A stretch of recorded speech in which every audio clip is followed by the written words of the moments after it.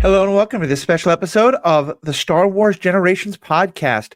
Friends, if you listen to any of our back episodes, you probably know that Danielle, aka Written in the Star Wars author, she's writing on a number of websites that we'll talk about, podcast guest, TikTok creator extraordinaire, Twitter creator extraordinaire, and probably one of the top fan clones and thirsters has been a regular guest with us. After Rex and Wolfe showed up in the same episodes, I knew we had to get her on. We wanted to get her on for some point. This I knew was the time. Danielle, how are we living in Clone Land? Oh, it's great. It's wonderful. It's a great time to be a Clone fan, especially a Wolf fan. For me, anyway. Yeah. Tell us a little bit about you, your background with the show and with the clones. And like, when did you first watch this show? What was your feeling about the clones? How did this all develop? Well, I started watching the show when I was younger, when it was first coming out, but sporadically, because it was just anytime it was on, I watched it, but I hadn't seen all of the episodes until like the first month of lockdown back in 2020, when season 7 was coming out. We got Disney Plus, and for the first time, I was like, oh my God, all the episodes are here. I can actually watch the whole thing. And I'd never been able to do that before. So I actually sat down and watched it all, and watched the very last episode of season 7, I think, when it came out. And I immediately attached onto the clones. I wasn't really sure why at that time, but I felt like really connected to them. I really liked their story. And I liked seeing it continued in Rebels. And from there on, it grew into an obsession, kind of. And I started my TikTok, and it snowballed from there. That's awesome. That's awesome.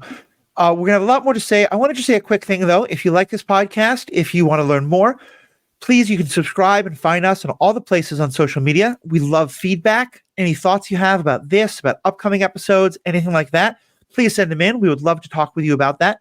The graphic here is for my Superhero Ethics podcast, but that's also true about this, the Star Wars Generations podcast. And of course, the best thing you can do, not only to support us, but also to get even more content, is become a member. For only $5 a month, $55 a year, you get bonus episodes. At the end of every episode, there's bonus content. Sometimes we miss it, but about 90%, I think we hit it. There's all sorts of ways. So please become a member. Please hit like and subscribe to make sure you get more posts like this. And please send in your feedback and let us know. So Danielle, what is it about Rex? Let's start with Rex first, because recently you have been doing on your TikTok a number of series about Rex and about all the reasons why you love him, all the things that he means to you. Let's talk Rex. Yes. Well, I started doing Rex's Greatest Hits a couple years ago, I think, or maybe last year. And that started as just a series of going through all of Rex's like biggest moments in canon. And starting from the Clone Wars movie, going all the way through Rebels. And every week, that's what I did. And then from there, it became just a weekly kind of like, let's talk about different things about Rex that were on my mind. And then the last couple of months, I started Rex's Greatest Sad Hits because I was excited about him being back in the Bad Batch. And I wanted to kind of continue my series in a different way. Right. And so I decided to start doing the top 10 Rex moments that make me cry. And it was a lot of revisiting some of the stuff I'd done in my previous Rex's Greatest Hits series, but from a different angle, focusing more on the emotional aspect of it and what about it triggered that response in me, I guess. Yeah. And that was a lot of fun to do. My last one, so number 1, I just posted right before this. So after 10 weeks, that part of Rex's Greatest Hits is now over. And I don't know what I'm going to do next, but I'll be thinking about it. I just love him. There'll absolutely be a link to everything Danielle is talking about in the show notes, including her TikTok. And let's just quickly review. So for those folks who maybe, they don't remember all the details, and please correct me, but my understanding is that Rex is the commander of the Legion of clones that Anakin Skywalker and then Ahsoka Tano are both leaders of. And so Rex is one that we see all the time because he's often working with Anakin, and that he later goes on to have a very important role during Order 66, where Ahsoka is able to unchip him, and then he works with Ahsoka to kind of help save her from Order 66. And he then goes on to have a very long history. He becomes an important figure in Rebels.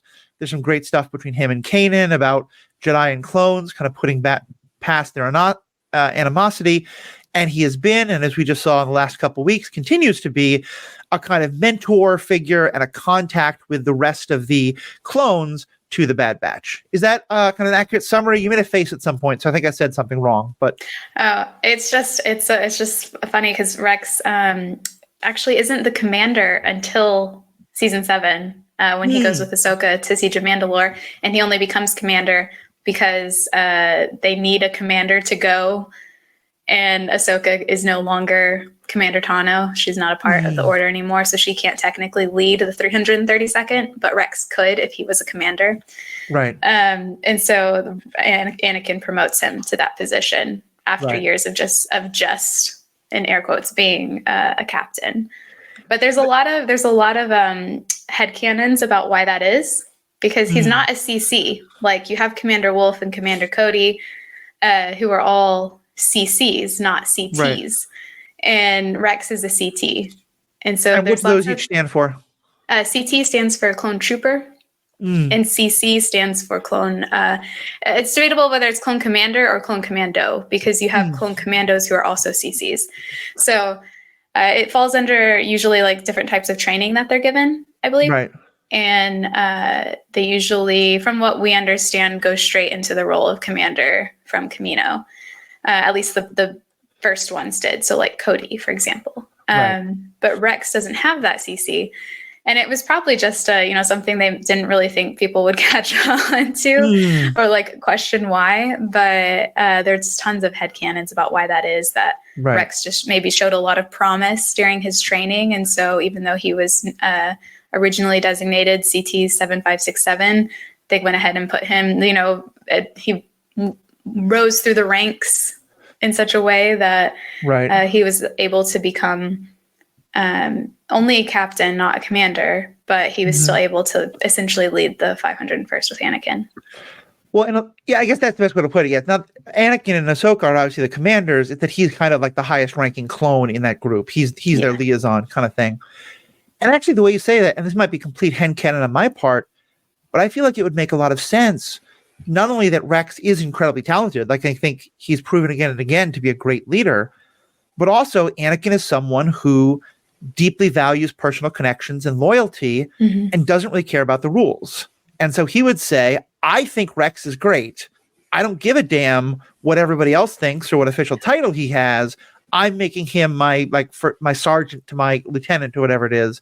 Yeah. He's going to be the main guy I work with the clones because of how I feel about him, and to hell with all the rules. Does that fit what you think happens? Yeah, I think so, because now this is where I have to think very carefully if I'm thinking of canon or I'm thinking of head canons. But I think it's generally accepted that, because Rex was an ARC trooper before he was captain. And I think it's generally accepted that he was an ARC trooper for maybe the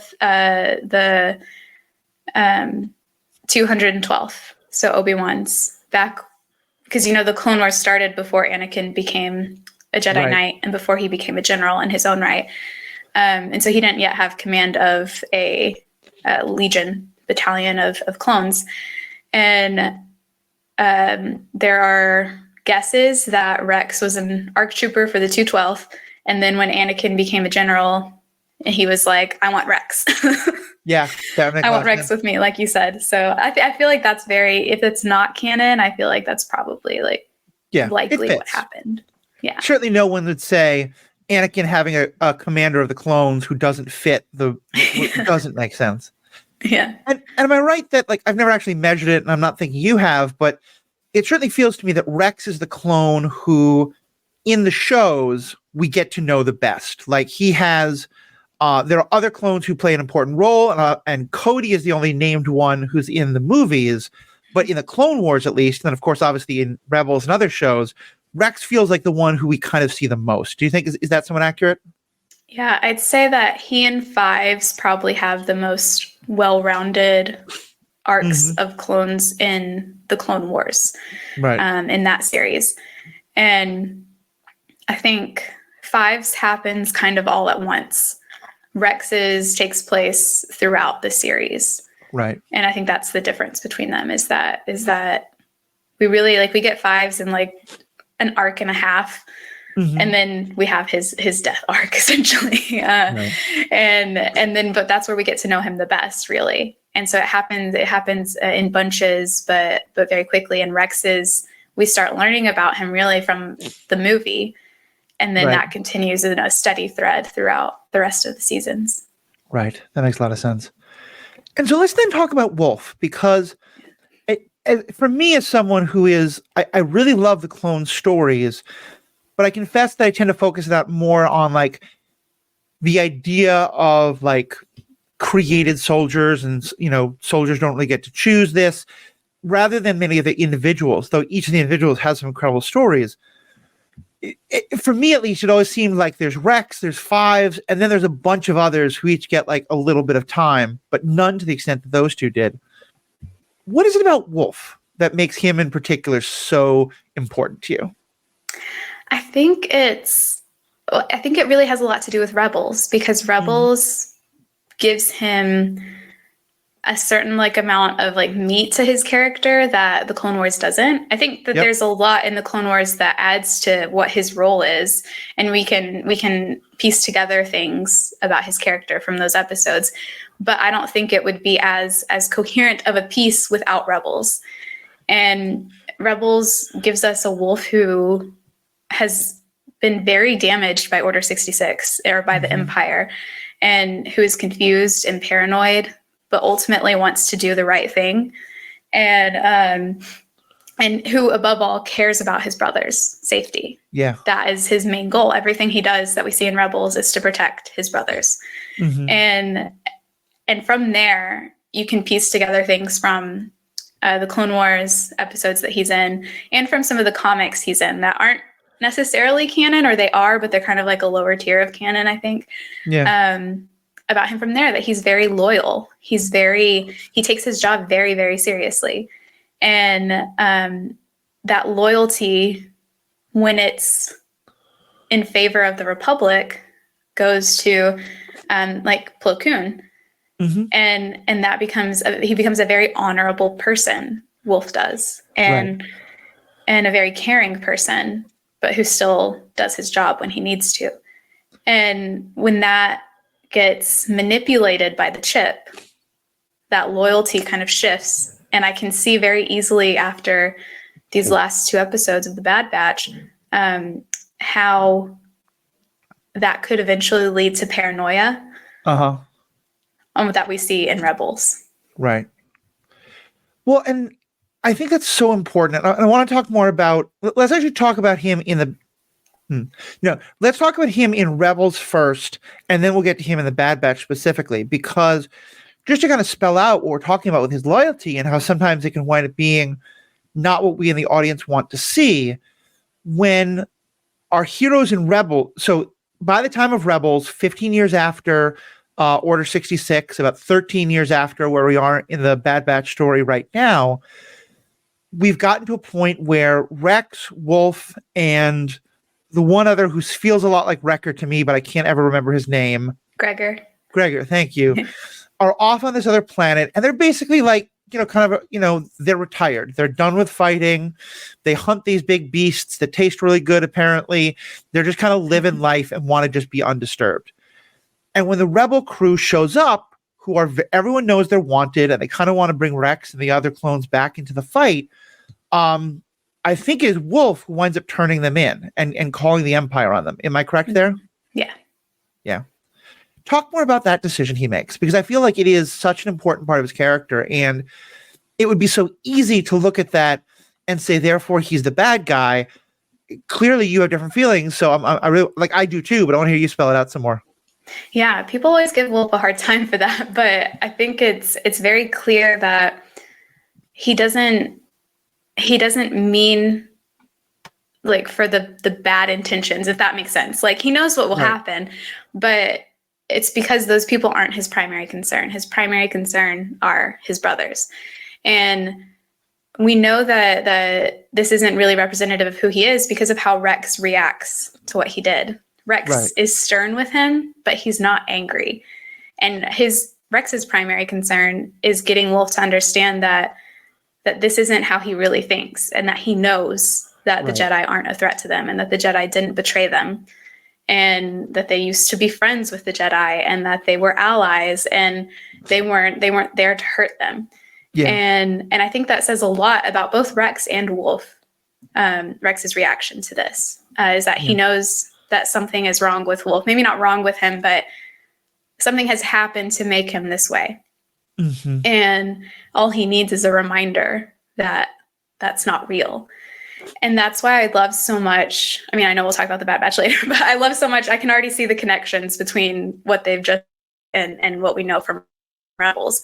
Mm-hmm. But Wolf, he seems in Rebels, like, if we don't know anything about the Bad Batch, like pretend we haven't seen the episodes. In Rebels, he just seems like he's just scared, and he doesn't want to risk getting on the Empire's bad side, because you can assume that he knows what the Empire's bad side looks like. Right. And he thinks that maybe if he heads it off, then they'll be left alone and his brothers will be safe. And he doesn't know these people, so why should he care about what happens to them? Right. He knows his brothers. And so I think that says a lot to him. I think he did wrong, but ultimately he knows that he did wrong, and he tries to make up for it in the end. And that's the thing about Wolf, is that he's not one to shy away from what he's done. He will do his job and try to make up for it. Well, and especially because, to me, there's kind of two factors here that are really involved. And one is, and I admit, I'm not sure the exact details. As you said, he's very close with Plo Koon. Plo Koon is the Jedi who, as part of Order 66 in the movie, we see him like flying a fighter with some other clones, and then one of those clones wind up hearing Order 66 and shoot him down. My understanding is that we're not necessarily supposed to think that Wolf was one of those who fired on Plo Koon, but that it was the Wolf Pack, the group of other clones that Wolf was the commander of, who were all very connected to Plo Koon, that did that. And that's so that's a part of Wolf's story, is that he may not necessarily have done it, but it was his people who, his brothers, as you talk about, it's so important, who, I don't think that he's mad at them for killing Plo Koon. I think he's really mad that they were mind controlled like that into doing this thing, and he carries the guilt of that. Am I on the right track there? So the Wolfpack actually weren't the ones who ordered Order 66 to Plo. Plo was leading a different group of clones. It wasn't the 104th at all. And we haven't been told where the 104th was during this. We don't know if they were on the same planet, Akado Nemoidia, as Plo Koon was, and they were just off doing something else, or if they were on a different planet. Now, we see in Clone Wars not several times, but one time where the Wolf Pack is sent on a separate mission from Plo Koon. Right. And Wolf leads them, and Plo is off doing something else, and then they meet back together. This was likely one of those same things. The Wolf Pack was off on a different mission. Plo Koon was leading a different group of clones because needs must at that point in the war. And Dave Filoni, I think, has actually confirmed that, because we knew what battalion it was or what clone group it was. I can't off the top of my head remember the number, but it was a different one. And I think someone asked Dave Filoni at a con once, or a celebration, and he was like, no, the Wolfpack did not have a part in that. They were off somewhere else. So, yeah. Okay, so I can put that aside. We have that one nice thing to come out of Order 66. That Dave Filoni saying something about the Order 66 that makes you feel better than you did before he started speaking is such a rare event that we should celebrate it. So I'm all for that. The other thing I was going to say, though, and again, I haven't seen those episodes in a little while, but this is my memory of it, and I wonder if you feel the same. And certainly, even though it's not his story, I feel like this is a story for a lot of the clones. Like, we as viewers have such a clear picture of the Jedi and the Sith and the scum and villainy folks and like all these different sides and all these different things. I think it's easy to forget that, like a lot of soldiers, especially child soldiers, which the clones are very much are, they have only learned the very specific things that the Kaminoans and then the Jedi and then what they've learned, taught them, and then what they've learned in the world. And part of the sense that I got, and that, as you said, Rex helps to remind him, and I think we've certainly seen this from other clones as well, is that there is a sense of like, well, first of all, it's not like before the chip, every thought I had was completely my own and completely, we were all always programmed, whether that is through other chip type things or just having, obedience bred into us, or just the way we were, trained at birth to think all these things. They've already had their mindset towards the Jedi deeply skewed and their mindset towards obedience skewed, combined with, as I said, not really knowing like all the intricacies that we do. I can well imagine sort of someone getting to the end of Order 66 and being like, okay, well, all these Force users, I just all this political machinations, all of it, I just want nothing to do with it. And that part of it for Wolfe may be that making that clear distinction we can see of like, oh, no, Kanan and Ezra, they're different. That's fundamentally different.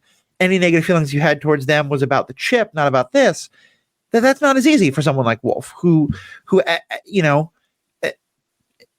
particularly in some level, as you said, because it's so much about just protecting his brothers. And part of this might be like, if they get in trouble, we'll get in trouble too. And there's also some level of like, your friend's destructive ex, who maybe wasn't a terrible person, but kept leading your friend into like terrible situations, is back. And you're like, just don't, no. Just like, you got your heart broken with Ahsoka. You almost died. This person's going to get you killed. Just dump them. Block the Jedi. Does that make sense? Kind of as a Wolfe perspective as well. I think so. A little bit. I don't know that we know enough of Wolfe with that to like on a level in canon to know like what exactly like how that would affect things. Now I have a theory based on the recent Bad Batch episodes. If you don't talking a little bit about, just let me tie that in a little bit here, is so in Bad Batch episodes we see that Wolfe is still with the Empire, and he is adamant that this is what he wants. He is loyal to the Empire. This is his job as a soldier, and quite similar to some of the clones on season 2, the more like side clones who were like, this is our job, this is what we were meant to do, like can't do anything else, kind of like that. But he still has his like moral integrity intact, and you see that bit by bit throughout the episodes, in that he doesn't want to hurt anybody. He doesn't want to accidentally get Omega killed. He wants to be in charge because this will get done properly if he's in charge, not if anyone else is in charge. And in the end, he is able to let Rex go and listen to Rex and hear what he's saying to him. And a thing on top of that is that he still has his chip in his head. And in Rebels, we see that as the scar, that it's been taken out. Right. And the thing about the chip is that it's not really been explained on like a scientific level in Star Wars, but I've seen people talk about how the way it acts isn't so much as a brainwashing, but as it puts signals into your mind that make you think that what it's telling you is what you have always thought. Right. And so it's more of not so much a brainwashing as a like literally inserting feelings, and then it becomes so taken in by your brain and by everything, all of your memories and everything, that it becomes intermingled with them, and you can't separate what you used to believe from what you've been manipulated into believing, but manipulated on an internal level, not just a cycle, but an actual like in your brain waves level. And that makes more sense to me than the brainwashing. That allows us to see why some clones eventually get to the point without having their chip removed where they're like, this is wrong. We see it a lot in the Bad Batch. Like, this is wrong. Shouldn't be doing this. I don't know how I got to the point where I am now. That makes sense to me because it's not so much it wearing off. It's the parts of your mind that aren't manipulated by the chip trying to get back over, I think, and or pushing against that. And it's a very much like internal struggle. And I see that a lot with Cody. Cody doesn't know about the chips. He thinks that he ordered 66 Obi-Wan, and he thinks everything he's done is his fault. And he's at a battle of how he could do that and still be the man that he knows himself to be. And I think that if Rex had stayed in the Empire, if Ahsoka hadn't saved him, that he would have eventually fallen down the same path as Cody. How did I allow myself to do this? I don't know what I've done. And Wolfe, on the other hand, has always been incredibly determined about his loyalty, I think. And he's never really had it challenged that much the way that Rex did constantly. And as Wolfe was not there for the Plo Koon arc, correct? Yeah. So, and he's also the one who ended up shocking Ahsoka. He chased after her with the wolf pack and shocked her and brought her back to the temple, or not even the temple, back to the Gar in the wrong Jedi part. And so he's always been very determined to do his job and to be loyal to what he believes in. So when the chip manipulates his mind into Jedi are bad, Empire is good, Emperor is good, Emperor knows what he's doing, then his loyalty is naturally going to shift to that. More so, I think, and for longer than some other clones that we know well. And eventually, because he believes so much in that loyalty, he hasn't really had it questioned before, then he adapts to it instead of resisting it. And my question is, if we know he gets his chip removed in Rebels, could it be that they think that removing the chip might help Wolfe overcome some of this confusion about, the Empire and everything? And the chip was just in his mind for too long. And that causes that paranoia that we see, that resistance and the auto Jedi appears of, no, Jedi bad. But then he's able to overcome it the way that he wasn't before. I love all that. There's a couple things there I want to jump onto. First, I think you make such a good point about Ahsoka that,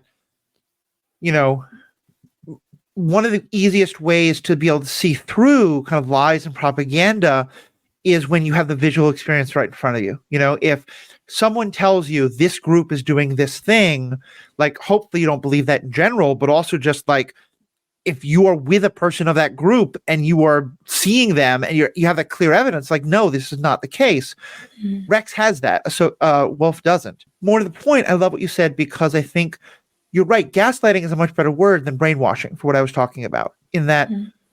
But I also think you're so right that gaslighting is a better word than brainwashing, because obviously I think we're using the chip is the sort of technical way it happens.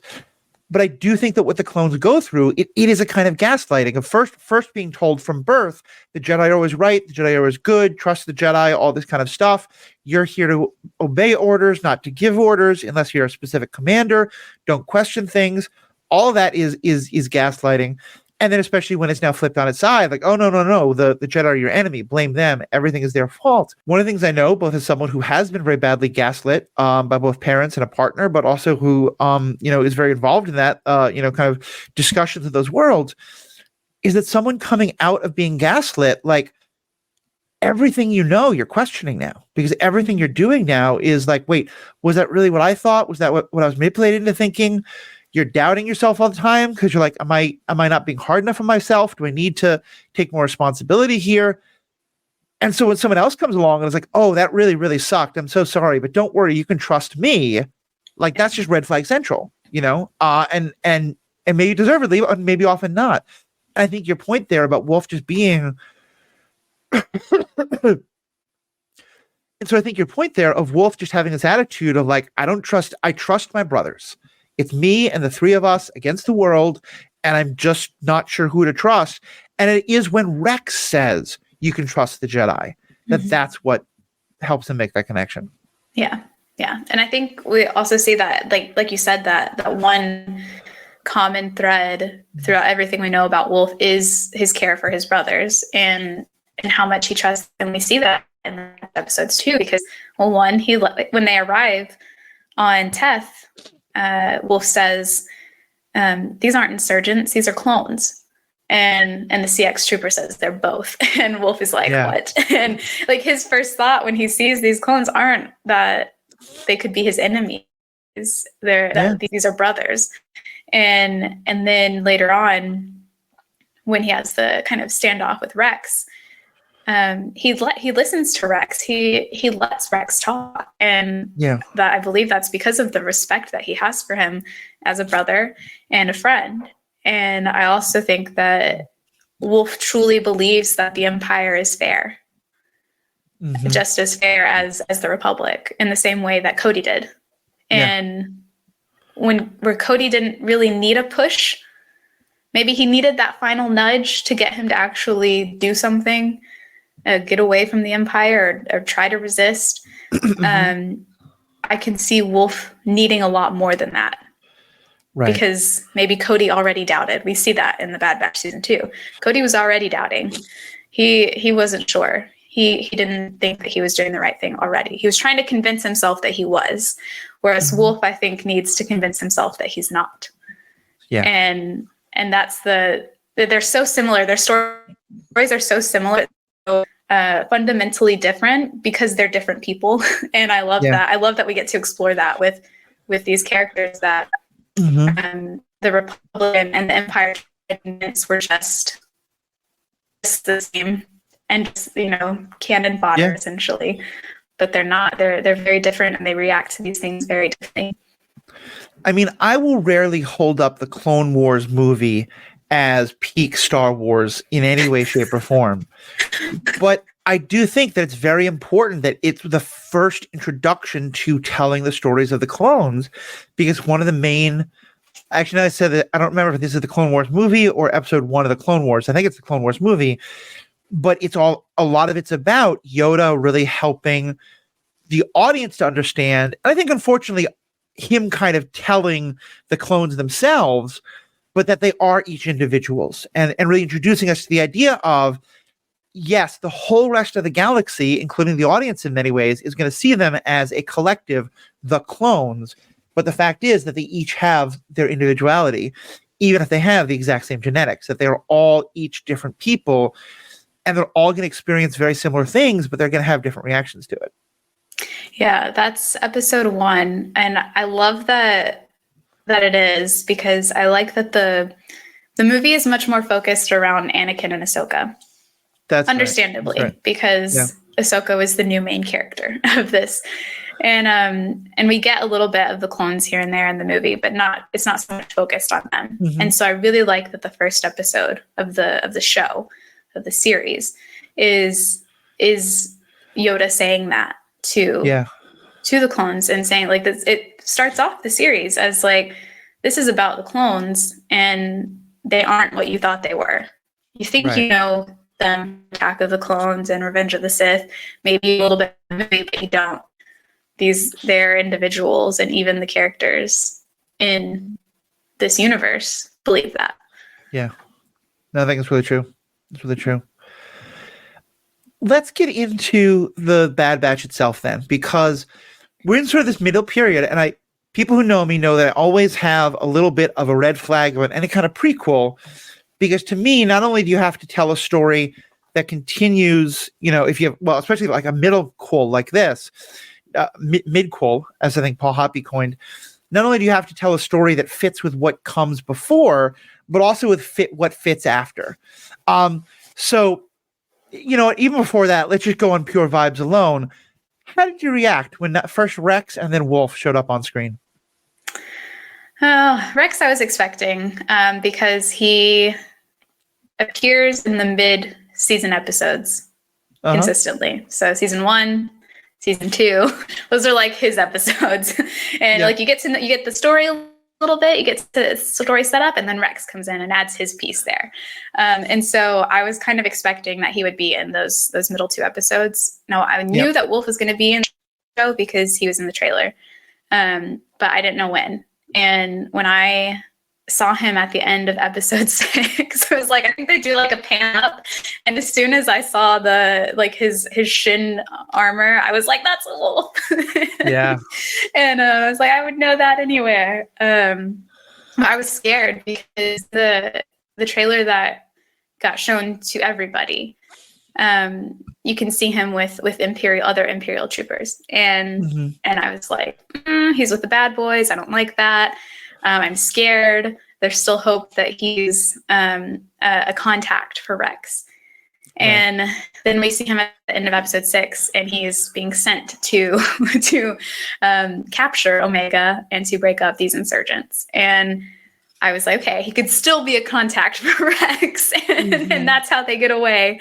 But he wasn't. And I was initially very sad, but also not surprised. Right. Because of all the things I've said. Like, Wolfe, I think that sometimes Wolfe fans, and I include myself in this, view him as a little softer than I think he actually is. I think he is soft at heart, but not as easily as some people maybe can him to be. And like I said, if you juxtapose him next to Cody, they're very different characters. And the more I watched it, the more I was like, okay, it makes sense that this is what he would think. This is how he would think if he was up in the Empire and he didn't have anyone rescuing him at the beginning. And then I saw that he was still himself. Like, he's still Wolfe. He's still grumpy. He still very much needs to be in charge, just like he is in the Clone Wars. And easily annoyed, very gruff, and also just very, he sticks to his morals. Even if he thinks that the Empire is good, he's still following orders in his own way, I think, is the way I would put it. And I was happy about that, because it doesn't wrap up his story in a nice little bow, because it never can be. And we know what Rebels Wolfe is like. There's going to be pain in there. And I can only hope that maybe there's not much more pain, but I have a feeling there might be if we see him again. And that's kind of what I meant about the prequel problem, because to an extent, if we get his whole, like, I don't necessarily think he has a redemption arc, but if we get his whole sort of hero turn in this show, then his arc in Rebels doesn't make any sense.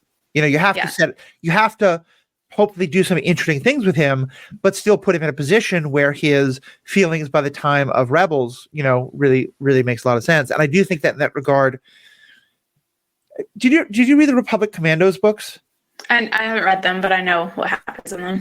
So we've talked about them before on the show. They're part of the extended universe. They're not officially canon anymore, but it is very clear that from the beginning of the Clone Wars show, a lot of the ideas of that were being carried over, and more recent stuff has directly carried over ideas from it. And in it, you really get the sense of that by the time of Order 66 and beyond, for a lot of the clones, it's not about Empire versus Jedi. It's about, we are pawns in this war between these two sides. We're just going to step out of it entirely. And Wolfe in some ways strikes me very much in that, like, for him, it is about his brothers, not who's giving the orders one way or the other. And so I feel like his decision at the end, the fact that this is the Bad Batch, it's not about rescuing Jedi. It's not about fighting the Empire. It's specifically about, I am still on this side of the line, and some of my brothers are on the other side of the line, and I'm not going to cross the line, and I'm going to fight other people on the other side of the line. But when it's my brothers specifically, I'm going to look the other way, which to me makes his actions there at the end makes so much sense, where he's not joining them, but he's also saying, he's telling the other troopers, those who are our brothers, we owe them.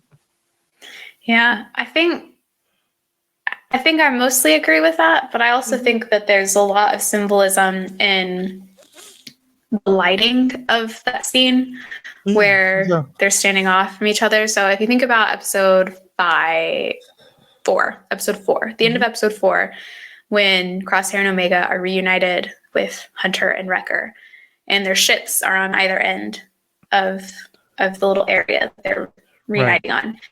And the light from each ship extends but doesn't meet in the middle. Yeah. And to me, that's symbolic of the very real gap between Crosshair and his brothers.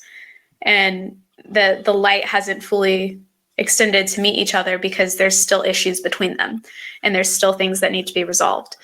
And there's a gap between that bridge, and they have to rebuild that.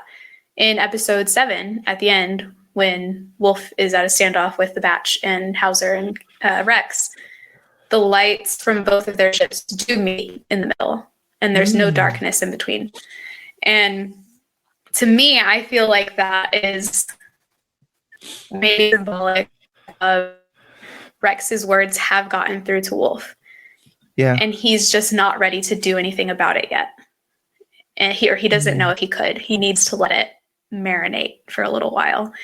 Yeah. And but that eventually, and we know eventually he will leave the Empire, and he will turn against them and go with his brothers. But I have to believe, like, there's something that makes him decide that.